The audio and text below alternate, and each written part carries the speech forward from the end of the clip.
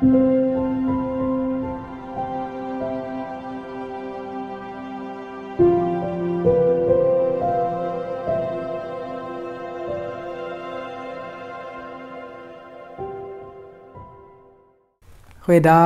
baie welkom. Dit is 'n voorreg om saam met jou te reis.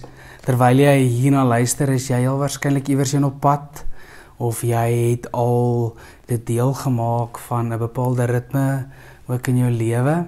Miskien sit jy op 'n bepaalde plek, miskien het jy jouself op 'n bepaalde manier ingestem. En miskien luister jy vir die heel eerste keer hierna. Hoe dit ook al sy, mag dit ook so beleef hoe die Here tasbaar sy teenwoordigheid by jou is, deur sy Gees ook saam met ons, terwyl ons terugreflekteer op die reformatie 1517, daar in einde Oktober, 31 Oktober, wat die wêreld soos ons hom ken binne in die kerk vir ewig verander het. Ek het so vroeër in die week genoem, kan jy bietjie gaan oplees of selfs die fliek, wonderlik, ek weet een van die gemeentes ook in die ring, kyk die fliek Luther, en is 'n wonderlike verhaal fliek om die lewensverhaal van Luther en sy worsteling, maar ook uiteindelik hierdie stuk geskiedenis in 'n so te kan beleef en dit te kan sien. Vanoggend is ons weer by die Lutherse roos wat ons oordink, en die ligblou agtergrond wat jy hier op die simbool sien, dit herinner ons aan die hemel en die ewige lewe, toekomstige hoop wat ons ervaar, wat ons het, maar ook die toekomstige hoop en geluk wat ons ook tans nou hier en nou kan ervaar, wat ook nou al deel van ons lewens kan wees. Ons as kinders het so 'n lied gehad. Ek onthou, weet nie of dit iets is wat my pa by die KJA eerder sy kerklike jeugaksies geleer het nie, wil jy saamgaan, wil jy saamgaan, wil jy saamgaan hemel toe, en dan die roep daarop, ek wil saamgaan, ek wil saamgaan, ek wil saamgaan hemel toe.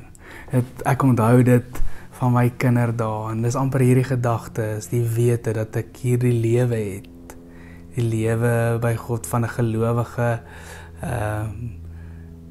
aan hierdie kant van die lewe is dit miskien dalk 'n einde, maar 'n gelowige verloor nooit werklik sy lewe nie, want hy deel aan 'n heerlikheid en 'n ewigheid, ook so saam met God. En dan bring ek jou nou hierdie wonderlike en mees bekendste teks, Johannes 3 vers 16, God het die wêreld so lief gehad, dat hy sy enigste seun gegee het, sodat die wat in hom glo, nie verlore sal gaan nie, maar die ewige lewe sal hê.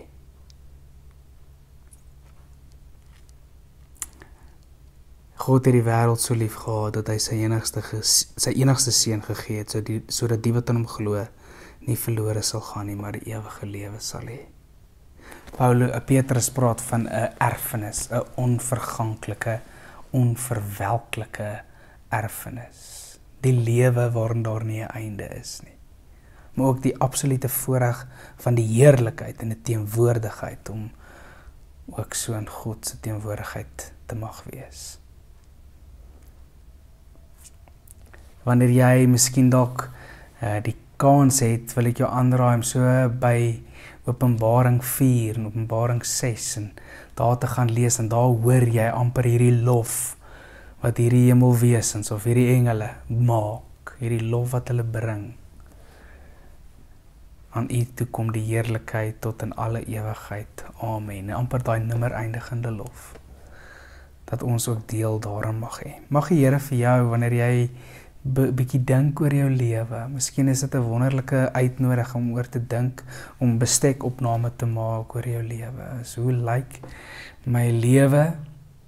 Het ek miskien dalk nodig om op 'n roepstem van die Here of op 'n uitnodiging van die Here se liefde te reageer? Hy wat sy hand na my toe uitsteek. Op watter manier kan ek daarin uitdrukking gee om hom ook te antwoord met my lewe, met my hart, met my mond, om hom te bely, om deel te hê aan hierdie erfenis. Wat 'n voorreg is dit nie. Kom ons buig ook so ons hoofde. Wonderlike Here, dankie dat U eie seun nie gespaar het nie. Dat U vir ons, U kinders, so oneindig lief het, dat U alles gegee het, U self gegee het. U self totaal gestroop het en leeg gemaak het. Gekruisig is, bespot is, verneder is. Dood is, die dood oorwin het en opgestaan het. Dankie vir daardie, ons sê dit, ons weet nie eers altyd presies die gewig daarvan nie. Here, ontvang ons lof, ontvang ons aanbidding en die opregtheid ook daarvan. Ons loof en ons prys U daarvoor. Amen. Ek wil jou uitnooi om te dink oor jou toekomstige hoop. Miskien wil jy dalk op jou rug gaan lê, vir die wolke kyk, dalk in die ligblou hemel in en sommer net so tyd in stilte spandeer en hoor hoe die Gees ook met jou praat. Mooi bly en 'n goeie week.